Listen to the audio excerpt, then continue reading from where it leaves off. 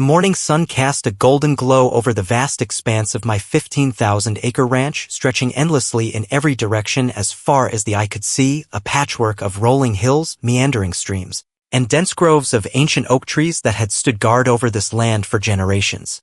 This ranch wasn't just property, it was the lifeblood of my family, a sacred heritage passed down from my great-grandfather who had settled this wild land with nothing but grit and a dream. Every blade of grass, every rustle of leaves, every hoofbeat of the cattle carried the echoes of decades of hard work, sweat, and love. Growing up here, I learned the meaning of resilience and stewardship. I learned to read the weather from the clouds, to respect the cycles of nature, and to treasure the quiet strength of the earth beneath my boots. It was more than land, it was identity, legacy, and sanctuary. So when the day came, I discovered that the HOA, the homeowners association from the neighboring residential development that I barely even paid attention to, a cluster of cookie-cutter homes clinging to the edge of the wilderness, had somehow sold my ranch. Illegally behind my back, the shock hit me like a thunderbolt. I remember the cold pit in my stomach, the disbelief that something so vital, so untouchable, could be taken from me by a handful of people with papers and signatures that didn't belong to me. It all began innocuously enough, with a routine notice in the mail that caught my eye, a legal document about property transfer that didn't make sense. My name wasn't on it, but my ranch's parcel number was. I stared at that letter for hours, rereading the lines, trying to convince myself it was a clerical error, some kind of bureaucratic mistake. But the more I dug, the more the nightmare unfolded. Through phone calls and visits to the county recorder's office, I uncovered a series of forged signatures, backdated contracts, and false HOA minutes that supposedly authorized the sale of my entire 15,000 acres to an unnamed developer. The amount listed was staggering, but no money had ever come my way. Instead, it seemed the HOA board had pocketed the funds or used them to fund their own projects, exploiting their influence over local authorities and pushing my claims to the side. The betrayal was unbearable. These were people I barely knew, people who claimed to serve the community but were willing to steal a family's heritage for their own gain.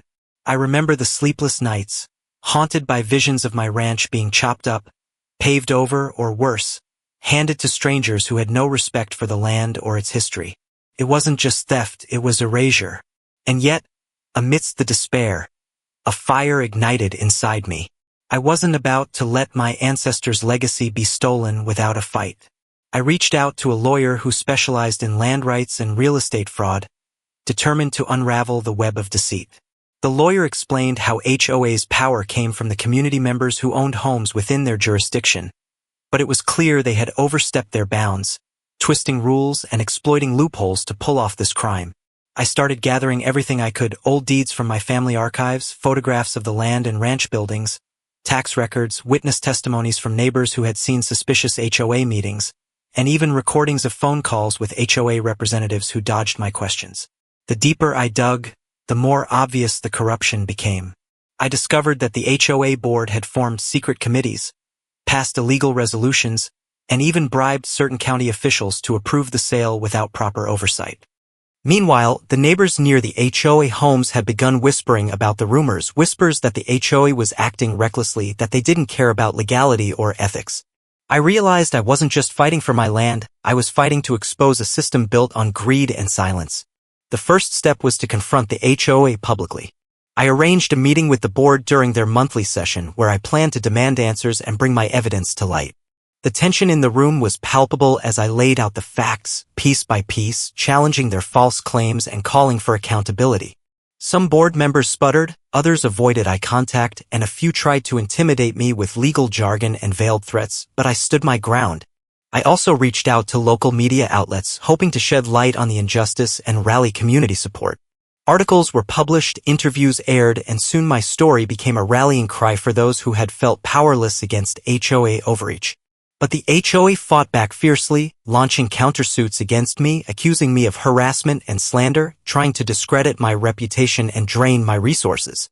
The battle was just beginning, a complex dance of legal maneuvers, public opinion, and personal resolve. Still, I refused to back down. Every acre of that ranch was worth fighting for, not just for me but for the principle of property rights and justice. The story of my stolen land became a symbol of resistance against unchecked HOA power, inspiring other landowners and residents to question corrupt authorities in their own communities. I knew the road ahead would be long and grueling, but I was ready to fight with everything I had.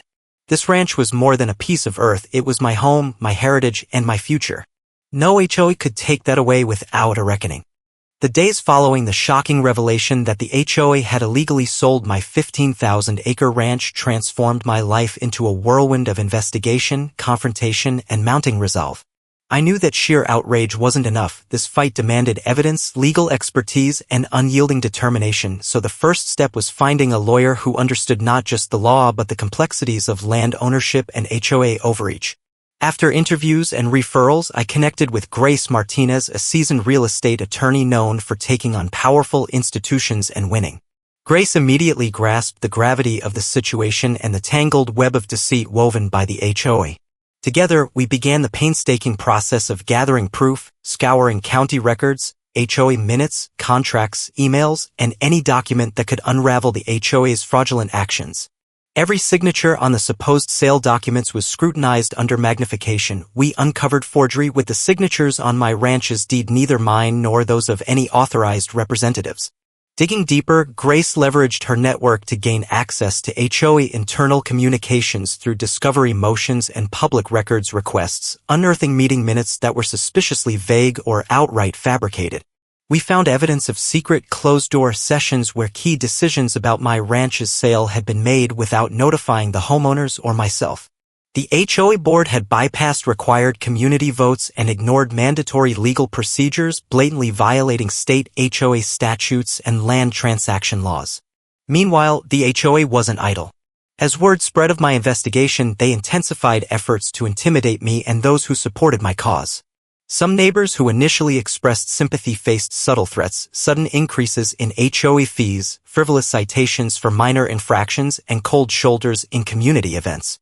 The HOA hired private security to patrol the edges of my property, signaling their intent to assert dominance. One evening, after returning late from a meeting with Grace, I found my fence lines mysteriously damaged and tire tracks where none should have been, a warning clearly meant to unsettle me. But rather than cower, these tactics steeled my resolve. I knew the only way to fight power was with power, in this case, legal power and community support. Grace and I began working closely with a forensic document examiner who provided expert testimony confirming the forgery on the sale contracts. We also interviewed longtime residents and ranch hands who attested to irregular HOA behavior and the absence of any legitimate transfer of ownership. The media picked up our story, painting the HOA as a rogue entity abusing its authority. Public pressure mounted, and local officials who had once turned a blind eye started asking questions.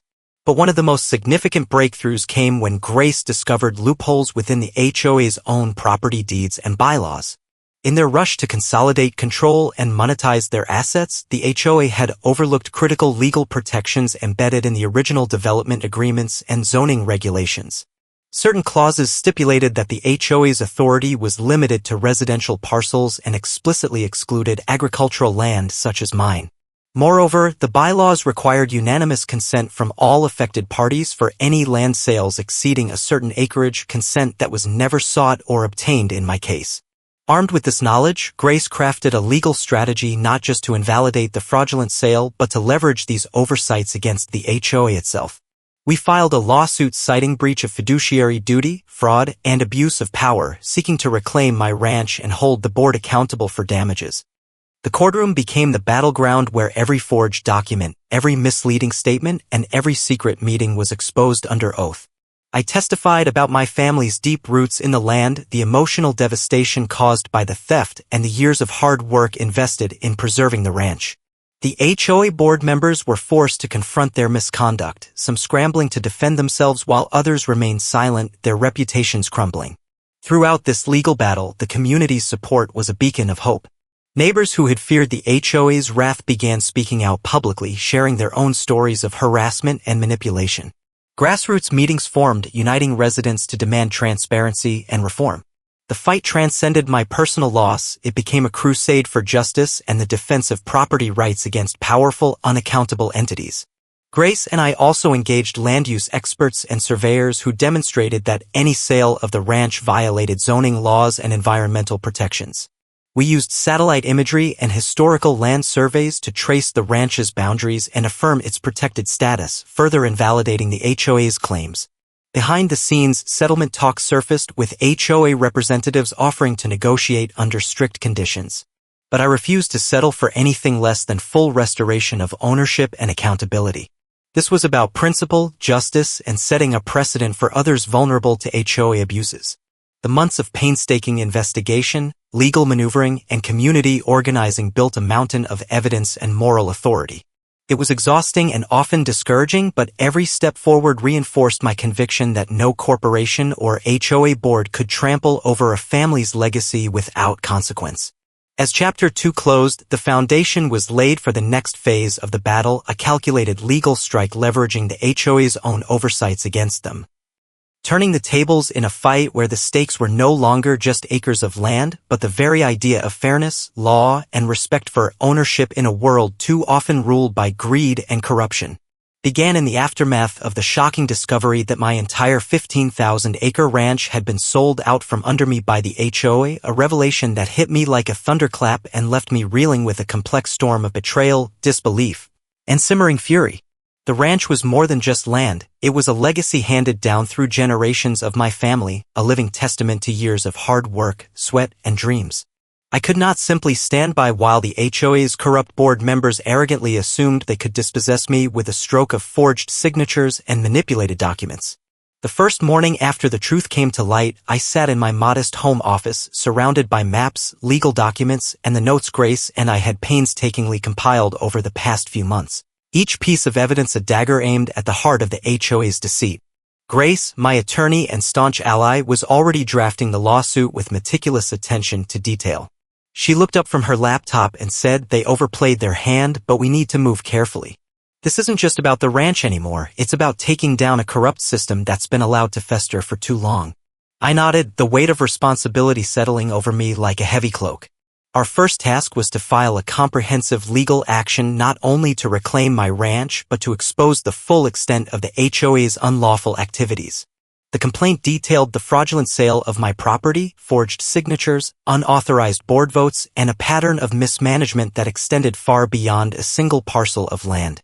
More importantly, we included claims challenging the HOA's authority over multiple homes in the surrounding community, properties they had acquired under suspicious circumstances, often through coercion, misinformation, or outright illegality. As news of the lawsuit spread through the neighborhood, reactions were mixed.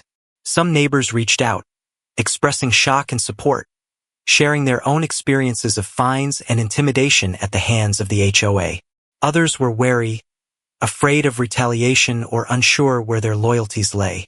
The HOA board, however, responded predictably, unleashing a campaign of smear and delay. They sent letters accusing me of being a troublemaker and threatened counter-litigation for harassment, attempting to scare me into silence. But I was resolute. With Grace's guidance, we prepared for a long legal battle.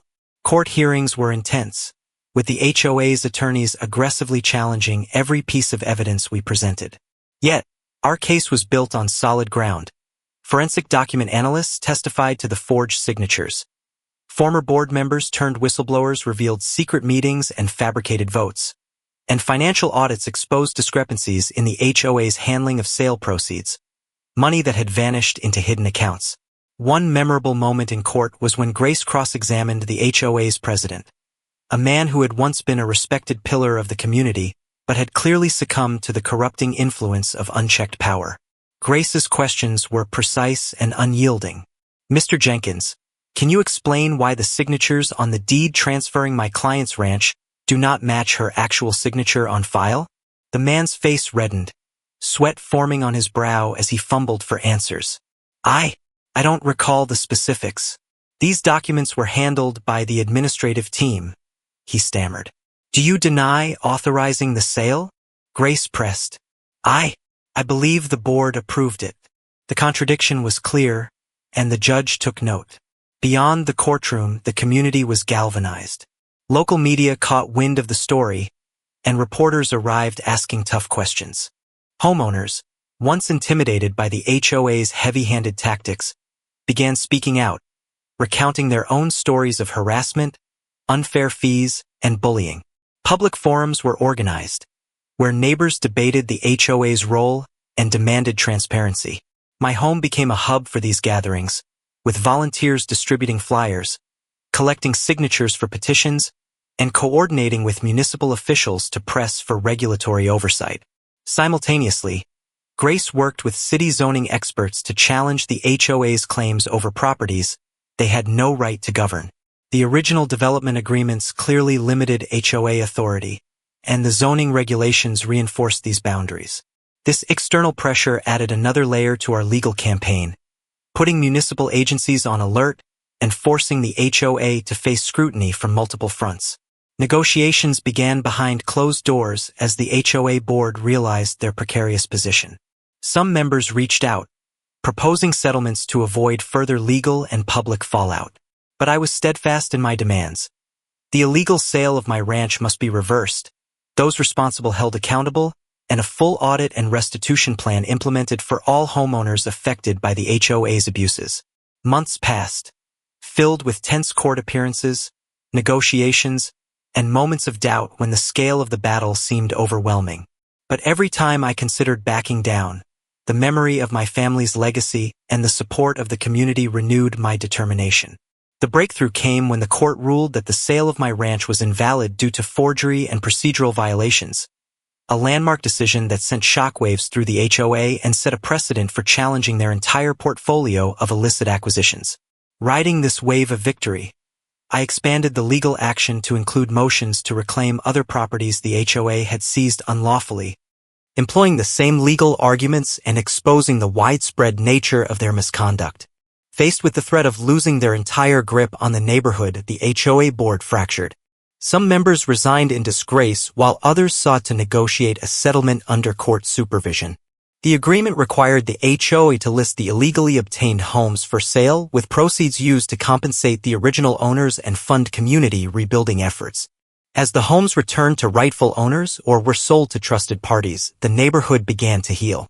Local governments enacted new regulations to oversee HOA activities more closely, preventing future abuses. Personally, reclaiming the ranch was bittersweet. The land bore the scars of neglect and mismanagement, but every repaired fence post and replanted tree felt like a step toward restoring both the property and my family's honor. The fight had been exhausting, but it had ignited a fire within me and the community, a fire of justice, resilience, and hope. My story became a beacon for others battling corrupt HOAs and overreaching authorities, a testament to the power of perseverance, knowledge, and solidarity. Standing on the porch of my restored ranch house, watching the sun set over the fields that stretched as far as the eye could see, I felt a profound sense of closure. The battle had tested me in ways I never imagined, but the truth had triumphed and a new chapter was beginning, one of healing, community, and the enduring legacy of standing up for what is right. As the crescendo of a long and arduous battle that had tested every ounce of my resilience, legal acumen, and faith in justice. After months of relentless court proceedings, countless hours of poring over legal documents, and the unwavering support of my attorney Grace and the community, the judge delivered a landmark ruling that not only invalidated the illegal sale of my 15,000-acre ranch but also struck a decisive blow against the corrupt HOA that had sought to wrest control of our homes and lands. The courtroom was thick with tension as the judge's voice echoed through the chamber, stating clearly that the sale was void due to fraud, forgery, and a blatant disregard for procedural law. It was a moment that felt like the release of a lifetime's worth of pent-up frustration and determination. The ruling ordered the immediate restoration of my ownership rights to the ranch, sending a powerful message that greed and corruption could not prevail against the rule of law. But the victory extended far beyond my personal stake. The court recognized that the HOA's overreach was systemic and that numerous properties within the community had been seized or acquired unlawfully. As part of the ruling, the HOA was compelled to place all such properties on the open market under court supervision, ensuring a transparent sale process that would redistribute wealth back to the rightful owners or the community at large. This provision was groundbreaking, signaling a new era of accountability and fairness. The aftermath of the ruling ignited a flurry of activity. With Grace coordinating every step, we moved swiftly to secure legal titles back to the ranch. The restoration was not merely a transfer of property papers but a reclaiming of heritage and stewardship. I personally oversaw the inspection of the ranch lands, cataloging the damage and neglect inflicted during the HOA's unauthorized control. Broken fences, eroded pastures, and unattended water sources spoke to the callous indifference of those who had treated the land as a commodity rather than a living legacy. I committed myself to a comprehensive restoration effort, hiring trusted local workers, environmental experts, and ranch hands to rehabilitate the soil, rebuild infrastructure, and ensure sustainable management for generations to come. Simultaneously, the community mobilized around the court-ordered sale of the HOA-held homes. I took an active role in overseeing the process, determined that these properties would be sold fairly and transparently, preventing the return of corrupt influences or exploitation. Meetings with prospective buyers, consultations with real estate experts, and collaboration with municipal authorities ensured that the sales complied fully with legal and ethical standards. Many homeowners who had been unfairly displaced or intimidated by the HOA saw their chance to reclaim a stake in their neighborhood. Some chose to repurchase their original homes, while others welcomed new, community-oriented neighbors eager to build a future free from fear and manipulation. The sales proceeds, managed under strict court oversight, funded restitution programs to compensate victims of the HOA's misconduct, repair public amenities, and finance educational initiatives about property rights and HOA governance. The transformation was palpable. Streets once marred by tension and distrust gradually blossomed into vibrant neighborhoods where families gathered in parks, neighbors exchanged greetings, and a renewed sense of pride permeated the air. The local government, spurred by the scandal and subsequent reforms, enacted stringent oversight regulations for HOAs, mandating transparency, accountability, and community engagement. These policies were designed to prevent future abuses and restore balance between homeowners and their associations. Personally, the journey to justice deeply changed me. Reclaiming my ranch was more than a legal victory. It was an affirmation of values I held dear: integrity, perseverance, and the importance of community. Standing once again on the sprawling land that had been in my family for decades, I felt a profound connection to the past and hope for the future. The ranch became a symbol of resilience, a testament that no corrupt entity could erase the bonds between people and their land. As word of our success spread, my story inspired countless others facing similar struggles against overreaching HOAs and unscrupulous officials. I began speaking at legal forums, community gatherings, and public policy conferences, sharing insights on navigating HOA disputes and advocating for stronger protections for landowners. The message was clear: knowledge, solidarity, and unwavering commitment to justice could topple even the most entrenched corrupt powers. The final chapters of the saga were marked by celebrations, healing, and renewal. Neighbors who had once been divided found common ground in their shared triumph and commitment to safeguarding their homes. Community events, fundraisers, and neighborhood improvements flourished, fueled by the restored spirit of collaboration and mutual respect. Reflecting on the years of struggle, I realized that the fight had reshaped not only the physical landscape of our community but also its moral compass. The corrupt HOA had been dismantled, its reign of fear replaced by a culture of transparency and accountability. More than that, the battle underscored the importance of vigilance and active participation in local governance, reminding us all that the right to own and protect land is a fundamental pillar of freedom and dignity. As the sun set over my fully restored ranch, casting long golden rays across the rolling hills and vibrant pastures, I felt a deep sense of peace and accomplishment. The fight was far from easy, but justice had been served and a legacy of hope and empowerment had been forged. This victory was not just mine, it belonged to every homeowner who had dared to stand up, every community member who believed in fairness, and every future generation who would inherit a land protected not by greed, but by justice.